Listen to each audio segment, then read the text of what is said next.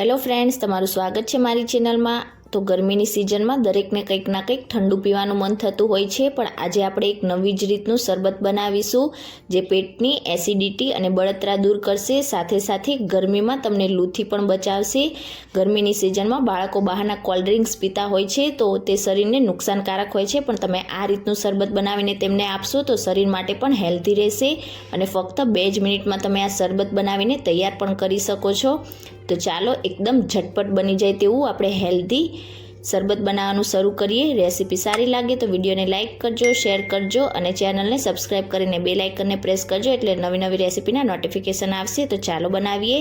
તો સૌથી પહેલાં આપણે એક પ્રીમિક્સ તૈયાર કરીશું, જેના માટે મેં અહીંયા 1/4 કપ જેટલા દાળિયા લઈ લીધા છે। દાળિયા શરીર માટે ખૂબ જ હેલ્ધી હોય છે, તો આજે આ શરબત આપણે દાળિયામાંથી તૈયાર કરીશું।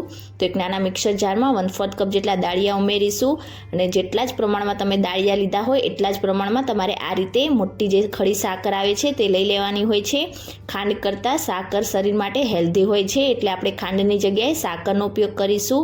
સાકર એસિડિટી દૂર કરશે અને પેટની બળતરા પણ દૂર કરશે। તો બંને વસ્તુનો આપણે પાવડર બનાવીને તૈયાર કરી લઈશું।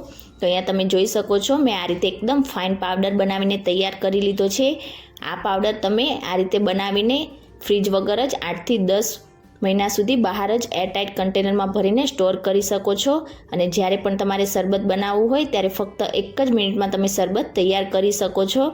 તો આ પ્રીમિક્સમાંથી તમે હેલ્ધી શરબત બનાવીને બાળકો જો સ્કૂલે જતા હોય તો બોટલમાં ભરીને, કે પછી જો હસબન્ડ ઓફિસે જતા હોય તો તેમને પણ તમે બોટલમાં ભરીને આપી શકો છો। તો હવે આપણે શરબત બનાવી લઈશું। તેના માટે બાઉલમાં આપણે 2 ગ્લાસ જેટલું ઠંડુ પાણી એડ કરીશું। આ પ્રોસેસ તમે મિક્સર જારમાં પણ કરી શકો છો, પણ આ રીતે આપણે બનાવીશું એટલે એકદમ ઝટપટ તૈયાર થઈ જશે। તો 2 ગ્લાસ જેટલું મેં અહીંયા ઠંડુ પાણી એડ કરી દીધું છે। હવે આપણે જે પાવડર બનાવ્યો છે તે 2 મોટી ચમચી જેટલો પાવડર આપણે એડ કરીશું। તો આટલા માપમાંથી તમે 3 મીડિયમ સાઇઝના ગ્લાસ શરબત તૈયાર કરી શકશો। તો અહીંયા 2 મોટી ચમચી જેટલો મેં આ રીતે પાવડર એડ કરી દીધો છે અને હવે તેમાં અડધી ટીસ્પૂન જેટલો આપણે ફુદીનાનો પાવડર એડ કરીશું। અડધી ટીસ્પૂન જેટલો ચાટ મસાલો એડ કરીશું। ચાટ મસાલાથી શરબતમાં એકદમ સરસ ટેસ્ટ આવશે। 1/4 ટીસ્પૂન જેટલું આપણે મીઠું ઉમેરીશું। અહીંયા તમે શરબત વધારે કે ઓછું જે પ્રમાણે બનાવતા હોય બધી જ વસ્તુ તમારે વધારે કે ઓછી એ પ્રમાણે એડ કરવાની છે। અને હવે આપણે શરબતને ચટપટો બનાવવા માટે અડધા લીંબુનો રસ એડ કરીશું। અહીંયા જો તમારી પાસે ફુદીનાનો પાવડર ના હોય તો તમારે આ પ્રોસેસ મિક્સર જારમાં જ કરવાની છે। બધી વસ્તુ તમારે મિક્સર જારમાં લેવાની અને તેમાં 4 થી 5 જેટલા લીલા ફુદીનાના પાનને એડ કરીને ક્રશ કરી લેવાનું। તો અહીંયા આપણે ફુદીનો યુઝ કરેલો હોવાના લીધે શરબત આ રીતનો એકદમ લાઇટ ગ્રીન કલરનો તમારો તૈયાર થશે। હવે બધી જ વસ્તુને આપણે 1 થી 2 મિનિટ માટે આ રીતે કન્ટિન્યુ મિક્સ કરીને હલાવી લેવાનું, એટલે બધા જ મસાલા છે તે એકદમ સરસ રીતે પાવડર અને બધું પાણી સાથે મિક્સ થઈ જશે। તો એકદમ ઝટપટ બની જાય એવું તમારું આ શરબત તૈયાર છે અને શરીર માટે પણ હેલ્ધી રહેશે અને ગરમીમાં લૂથી પણ બચાવશે। જ્યારે પણ તમે બહારથી આવો ત્યારે 1 ગ્લાસ તમે આ શરબત પી લેશો તો શરીરમાં તમારે ખૂબ જ શક્તિ મળશે। તો બહારના કોલ્ડ ડ્રિંક્સની જગ્યાએ તમે આ રીતે ઘરે જ એકદમ હેલ્ધી અને ઝટપટ આ શરબત બનાવીને તૈયાર કરી શકો છો। હવે ઠંડા શરબતને આપણે સર્વિંગ ગ્લાસમાં સર્વ કરી દઈશું।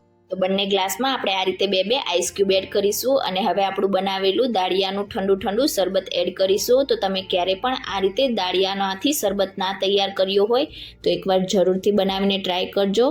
બહારના કોલ્ડ ડ્રિંક્સ ને ઠંડા પીણા કરતાં તમે આ રીતે ઘરે બનાવેલું શરબત પીશો તો ગરમીમાં લૂથી પણ બચાવશે અને શરીર માટે પણ હેલ્ધી રહેશે। તો એકવાર જરૂરથી આ રીતે શરબત બનાવીને ટ્રાય કરજો અને આજની મારી રેસીપી તમને કેવી લાગી એ મને કમેન્ટ કરીને ચોક્કસથી જણાવજો। રેસીપી સારી લાગી હોય તો વિડીયોને લાઇક કરજો, શેર કરજો અને ચેનલને સબસ્ક્રાઇબ કરીને બેલ આઇકનને પ્રેસ કરજો એટલે નવી રેસીપીના નોટિફિકેશન આવશે। Thank you for watching.